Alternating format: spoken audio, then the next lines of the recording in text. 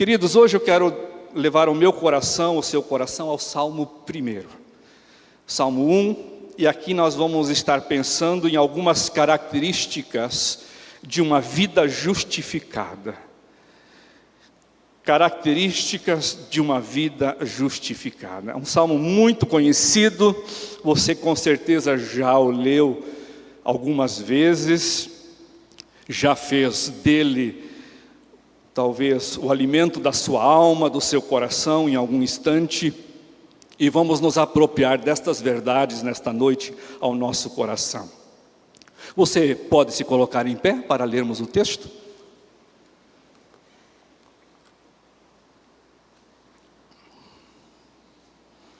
Sim, diz assim, está ali projetado.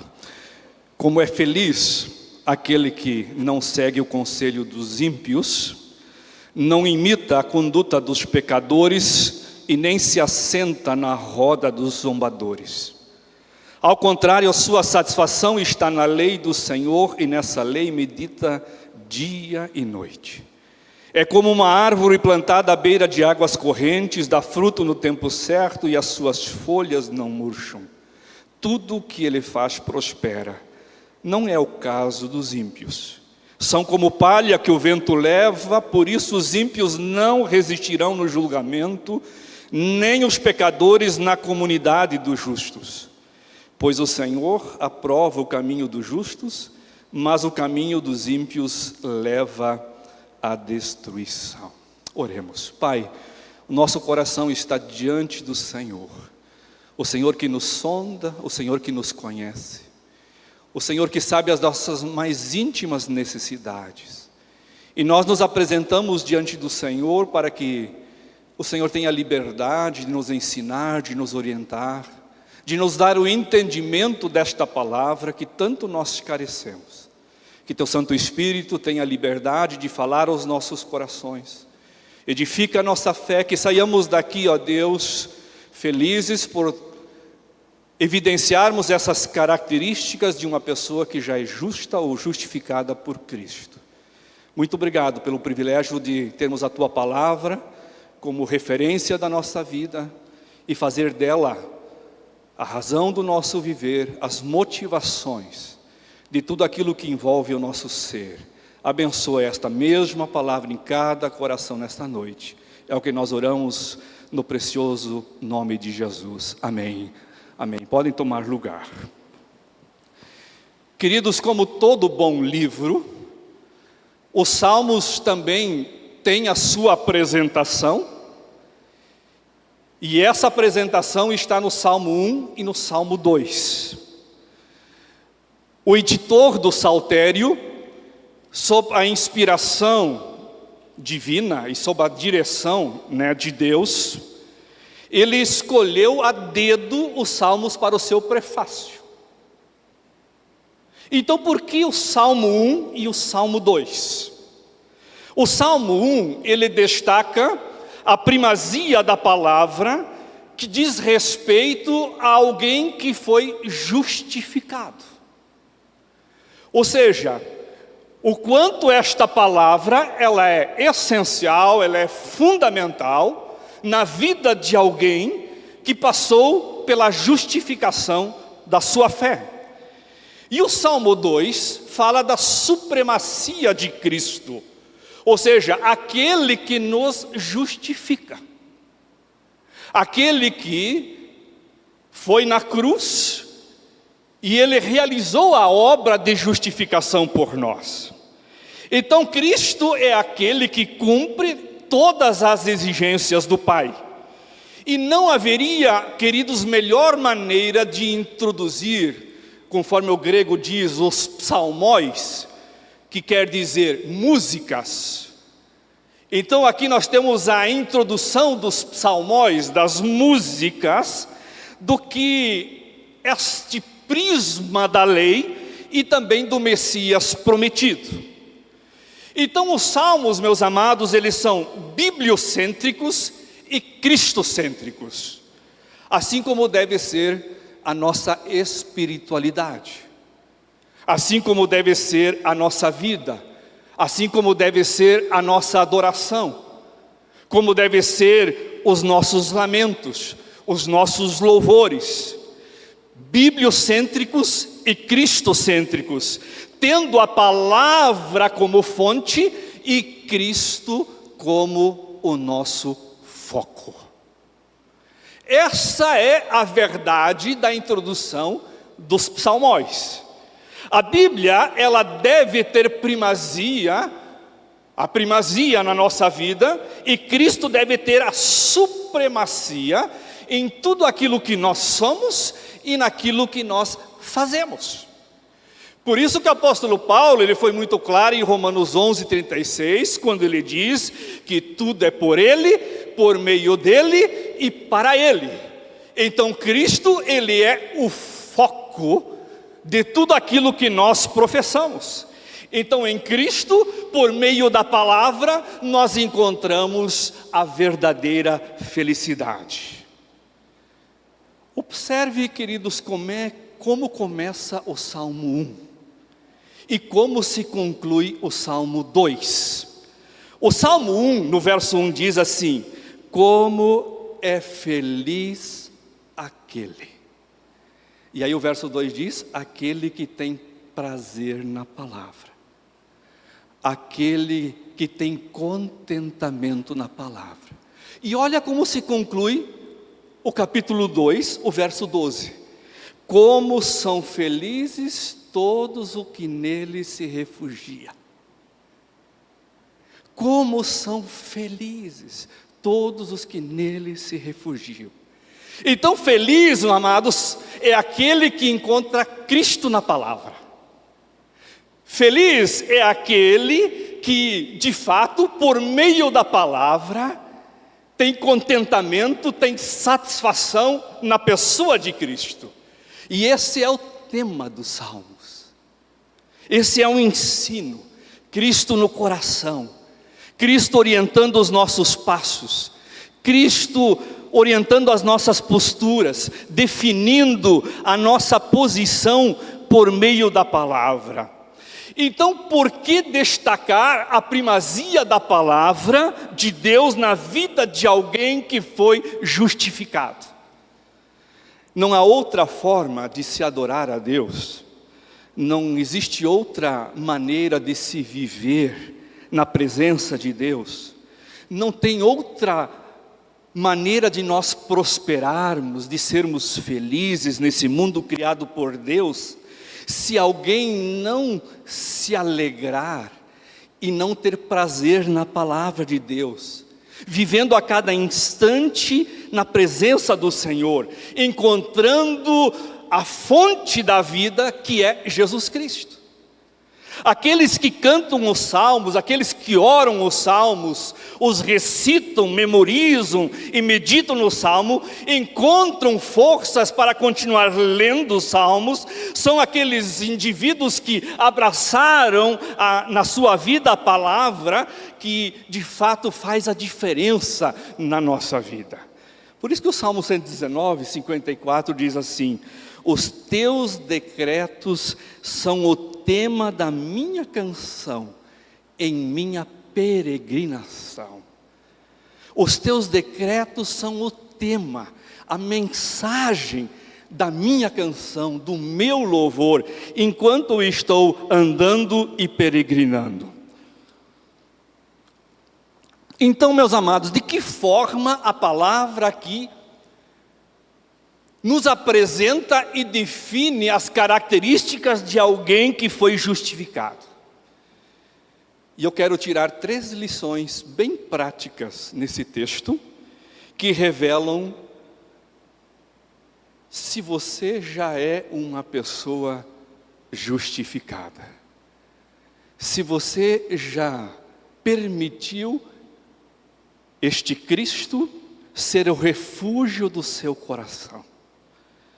Se você já permitiu que esse Cristo que foi na cruz justificasse os teus pecados, pagasse o preço da sua culpa e te livrasse então da condenação.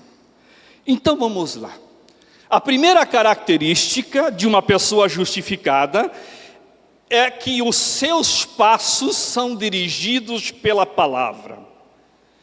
Queridos, o justo, ele não é dirigido pelo mundo, e nem pelo que há no mundo.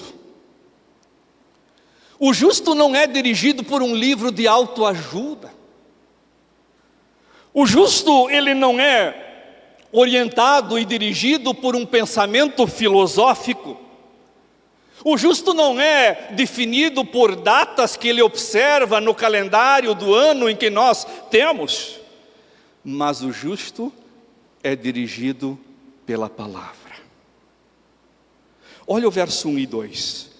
Como é feliz aquele que não segue o conselho dos ímpios, não imita a conduta dos pecadores e nem se assenta na roda dos zombadores.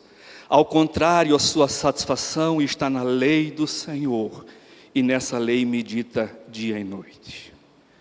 O justo é feliz. O justo é muito feliz. O justo é bem-aventurado. Sabe por quê? A felicidade não é o objetivo principal da vida dele. Na verdade, a felicidade, ela é um subproduto da sua atitude para com a palavra de Deus. Então, o que define a sua felicidade, o que determina a sua felicidade, é a atitude da sua vida para com a palavra. É a maneira de que, como esta palavra, ela tem importância e tem relevância no seu coração. A felicidade, meus amados, ela é fruto daquilo que ele não faz para fazer o que ele deve fazer. E o que o justo não faz? O que o justo não segue? Olha o que diz o verso 1. Ele não segue o conselho dos ímpios, ele não imita a conduta dos pecadores e nem se assenta na roda dos zombadores. Perceba, queridos, que para mostrar a felicidade do justo, o salmista inicialmente nos revela o que o justo não faz. Ele passa a usar alguns nãos aqui nesse texto. Ele parte da negatividade. E justamente o Salmo 1, como todo o restante da Bíblia, começa aonde todos estão. Ele traça um diagnóstico claro e perfeito da condição do pecador. Aonde se encontra o pecador? E em busca de felicidade, o mundo ele segue o conselho dos ímpios, ele imita a conduta dos pecadores e ele se assenta na roda dos zombadores. Os passos do ímpio é correr atrás da farra, é correr atrás da bagunça, é correr atrás da bebida, das orgias, da imoralidade, da impureza, do amor ao dinheiro, da fama, do reconhecimento dos homens, que são todos frutos e desejos da própria carne. O problema do mundo é que todos pensam e imaginam que a felicidade está nestas coisas, em fazer estas coisas. Mas contrariando a multidão e o pensamento das pessoas, o salmista revela que a felicidade está em não fazer estas coisas para fazer outra. Não anda, não se assenta, não procura estar entre os pecadores. Então o que o justo faz? Onde está o seu contentamento? O verso 2 diz: a sua satisfação está na lei do Senhor, e nesta lei medita dia e noite. O prazer está em conhecer em meditar, em ler e praticar a palavra de Deus. A palavra, ela dirige os passos do justo, e é neste caminho que ele encontra a felicidade. Agora já o ímpio, diz aqui a palavra, ele vai progredindo em perversidade. Observe as colocações desse salmo. Ele começa a dizer, os ímpios. Por que ele fala dos ímpios? Porque são aqueles que praticam impiedade contra Deus. E aí ele fala depois sobre os pecadores. São aqueles que praticam o mal, que realizam o mal, são os pecadores. E aí ele chama também dos zombadores, é aqueles que têm prazer no pecado, que se deleitam no pecado, são os zombadores. E aí o Salmo diz que este ímpio, ele vai piorando nas suas posturas. E ele usa 3 verbos, anda, para e assenta. Por que ele diz? Ele anda no caminho, ele para, ele se assenta na roda. Porque ele quer dizer que o pecado, ele vai sendo gradual. O pecado, ele vai paralisando aos poucos. O pecado, ele vai atrofiando a vida da pessoa. Ele anda e para. Para de vez. E este ímpio, ele vai piorando como pessoa. Diz aqui que ele segue o conselho. Segue o conselho quer dizer que ele está atento aos segredos que o ímpio revela. Ele segue os segredos que estão no íntimo do coração daqueles que praticam impiedade. E imita a conduta, ou seja, ele dá abertura para aquela conduta fazer parte da sua vida. E aí diz ainda mais, ele se assenta na roda. Isso quer dizer que ele se torna orgulhoso, ele se acha autossuficiente. E qual é o desfecho? Ele piora até se tornar uma palha. E o que é uma palha? Algo sem valor. É quando já não tem mais o grão. Ela perdeu a sua função, perdeu a sua vida, perdeu a sua virtude. Ela vive de um lado para o outro, levado pelo vento para todos os lados. Perdeu o seu propósito e aí é despedaçada e é queimada. Mas o justo, ele é feliz porque a palavra dirige os seus passos. Ele não segue o fluxo dos ímpios, mas se satisfaz na lei do Senhor. E nessa lei medita de dia e de noite. Jim Elliot ilustra muito bem esse ponto quando ele diz o seguinte: não é tolo quem abre mão do que não pode reter. Ou seja, o conselho dos ímpios, o caminho dos pecadores, a roda dos zombadores, para ganhar aquilo que não pode se perder, o prazer e o contentamento em Deus. A Torá, a lei de Deus, são palavras que, quando chega na vida do ser humano, atingem a condição mais profunda do ser humano. Eugene Peterson, ele observa que esse substantivo Torá vem de um verbo yara, que significa lançar algo. Então, a Torá, ela é lançada no caso de uma lança que alcança e que atinge o alvo. Daí ele comenta, a palavra que atinge esse alvo é Torá. Em linguagem viva, as palavras são lanças arremessadas de uma mente a outra. A palavra lançada sai de uma pessoa e penetra em outra. Ou seja, sai de Deus e alcança o nosso coração. A palavra de Deus possui essa pretendida natureza pessoal e intencional. Então, o que é que esta palavra de Deus faz ao penetrar, ao ser lançada, a ser atingida o alvo, que é o nosso coração, e que nos torna justo. O que é que nós fazemos? Nós começamos a meditar nela. E aí, Eugênio Peterson disse assim: no momento em que nós nos tornamos conscientes de que Deus fala conosco, Ele se torna o nosso deleite espontâneo. Os salmos são palavras que absorvemos, designadas para moldar a nova vida em nós e para alimentar as energias da salvação. E este deleite desenvolve-se em meditação na Torá.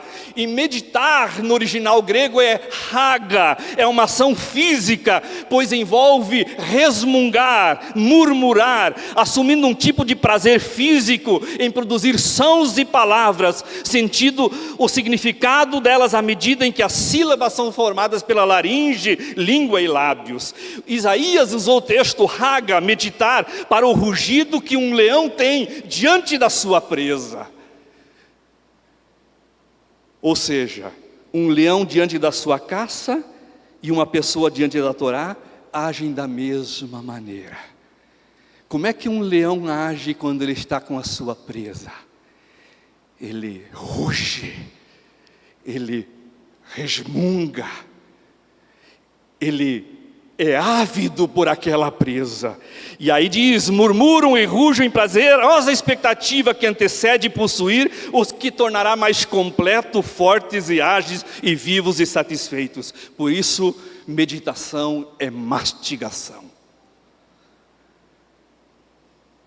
Você tem meditado na palavra como este leão que está com a sua presa, e aí ele rosna, ele resmunga, até que aquela presa lhe traz deleite, lhe traz força, lhe traz vigor. Por isso, queridos, a palavra, ela dirige os passos de quem já foi justificado. Ele não ouve os ímpios, ele escuta, mas não ouve. Diz o texto, ele não se identifica com os pecadores, ele esbarra com os pecadores, no dia a dia, se esbarra com eles, mas não os segue. Ele não se torna um escarnecedor. Nós estamos no mundo, mas nós não somos do mundo. É inevitável que nós não convivamos com as pessoas que estão ao nosso lado, que são pecadores, mas o nosso estilo de vida, ele não é determinado pela vida dos pecadores, mas é pela palavra de Deus. Uma segunda característica de uma vida justificada que o texto nos diz, que a sua postura é definida pela palavra. O verso 1 e 2 fala que a palavra dirige os nossos passos, mas os dois versos a seguir demonstram que a postura, ela é definida pela palavra. Olha o verso 3 e 4. Ele, o justo, é como a árvore plantada à beira de águas correntes, dá fruto no tempo certo, e as suas folhas não murcham. Tudo o que ele faz prospera. Não é o caso dos ímpios, são como a palha que o vento leva. O autor aqui, queridos, destaca 4 posturas daquele que é justo. O justo, diz aqui o texto, que ele está plantado, estabelecido, profundamente enraizado na palavra. As suas raízes são profundas. Elas buscam força, vigor, no mais profundo lençol, e diz a palavra que permanecem verdejantes.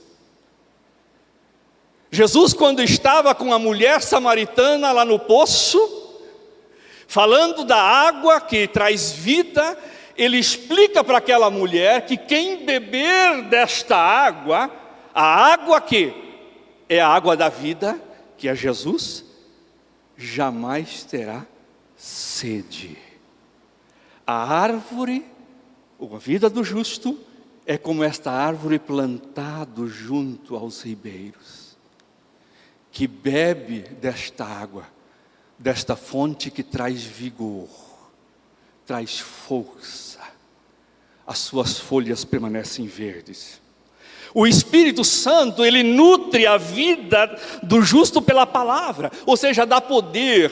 O Espírito Santo dá força, ele capacita, assim como a árvore é nutrida, estando à beira de águas correntes. O justo frutifica em boas obras, para a glória do Pai que está nos céus. E é isso que espera-se todo o tempo da vida de um justo. O justo, queridos, ele é honesto nas suas transações. O justo, ele é correto nos seus negócios. O justo, ele não oprime os pobres. O justo, ele possui uma conduta ilibada diante dos homens. Porque ele frutifica em boas obras. A sua vida evidencia estas boas obras, de uma vida justificada, de uma vida transformada, de uma vida que deixou tudo aquilo que pertencia à vida de impiedade, de zombaria, de incredulidade e de vida entre os pecadores para trás. O justificado, ele dá evidências por meio dos frutos. Ele glorifica a Deus por meio da sua vida. E uma quarta evidência na vida do justificado é que ele se mantém vigoroso, bonito, e as suas folhas não murcham. E diz a palavra que ele prospera em tudo aquilo que ele faz, especialmente em justiça. A palavra de Deus, portanto, queridos, define a postura do justo. Nele, ele busca viver para se fortalecer, crescer, florescer e frutificar para Deus e para o próximo. Então esta palavra que nos justifica, ela dirige os nossos passos, mas também ela define a nossa postura como uma pessoa justificada. Nós reproduzimos frutos, é o que diz João 15, para que os frutos permaneçam, para que os frutos trazem os resultados daquilo que Deus tanto deseja na vida de um justificado. E a última coisa, a última característica da vida de um justificado é que a sua posição se distingue pela palavra. Observe, queridos, nos últimos 2 versos, que o Salmo 1 revela uma distinção clara que há entre o justo e o injusto. O verso 5 e 6 diz assim: por isso os ímpios não resistirão no julgamento, nem os pecadores na comunidade dos justos, pois o Senhor aprova o caminho dos justos, mas o caminho dos ímpios leva à destruição. O justo é feliz, o justo frutifica, mas os ímpios, diz aqui, eles não recebem justificação. Olha o verso 5. Por isso os ímpios, inimigos de Deus, não resistirão no julgamento. Os justos, eles trilham o caminho que Deus estabeleceu e conhece. Agora os ímpios, eles trilham o caminho que Deus destrói. E este caminho, ele foi destruído, este caminho da destruição, da morte, da separação, ele foi destruído por Jesus Cristo na cruz. E ali Jesus inaugura um novo e vivo caminho. E o justo anda por este caminho. Ele define a sua postura por este caminho. Ele estabelece as suas decisões neste caminho. Mas os ímpios não recebem justificação, caminham para o julgamento. E o verso 5 diz que eles não desfrutam de comunhão, nem os pecadores, que são praticantes do mal, da impiedade, não permanecem na comunidade dos justos. Por quê? Porque os ímpios não gostam de culto. Os ímpios não gostam de adoração. Os ímpios não gostam de hinos. Os ímpios, eles não têm alegria de estar na companhia de demais crentes. O ímpio, ele não tem como parâmetro a palavra de Deus. Ele não ama a palavra, ele odeia a palavra. Ele despreza a palavra. Ele rejeita a palavra. Ele não desfruta da comunhão com os demais crentes. Nem os pecadores na comunidade dos justos. Ainda mais, o verso 6 diz que eles receberão a condenação. Pois o Senhor aprova o caminho dos justos, mas o caminho dos ímpios leva à destruição. Este caminho, o caminho do prazer,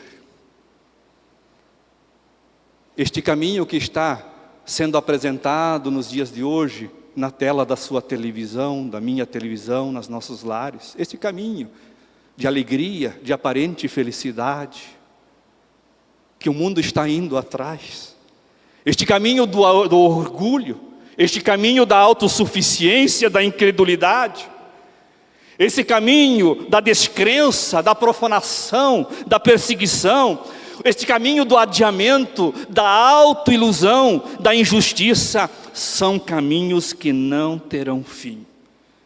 A Bíblia diz, é um abismo chamando outro abismo, e no final acabará na confirmação da condenação. Para concluir, o Salmo 1 introduz os salmos destacando o que caracteriza uma vida justificada. Ele nos revela que todo homem pode escolher entre dois caminhos: o caminho dos justos e o caminho dos ímpios. O caminho dos justos é o caminho que tem prazer, que tem contentamento, que se satisfaz na palavra de Deus. O caminho dos ímpios são aqueles que seguem os seus próprios pensamentos, buscam os seus próprios prazeres e começam a definir a sua própria postura.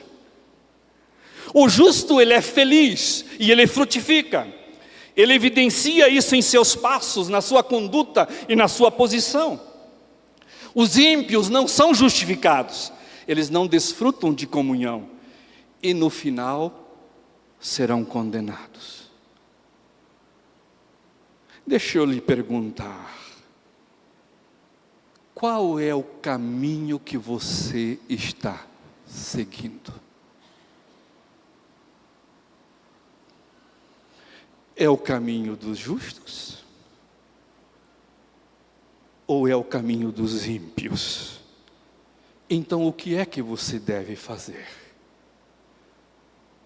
É o que diz o Salmo 2, verso 12. Você precisa refugiar-se em Cristo, o justo. Você precisa colocar o seu coração na presença de Cristo. Você precisa voltar o teu olhar para aquilo que Cristo fez por você na cruz do Calvário.